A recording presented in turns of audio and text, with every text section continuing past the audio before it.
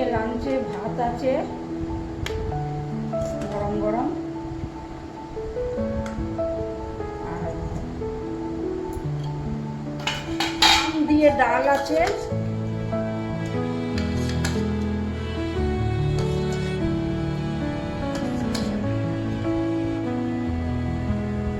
আর আছে পোস্ত,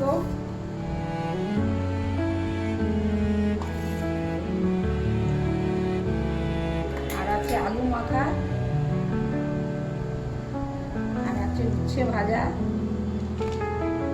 আজকে দারুণ খাবার হয়েছে, যা খেতে লাগবে না, আলু মাখা, উচ্ছে ভাজা, পোস্ত দিয়ে আর টক ডাল আম দিয়ে, দারুণ আজকে একদম জমে যাবে।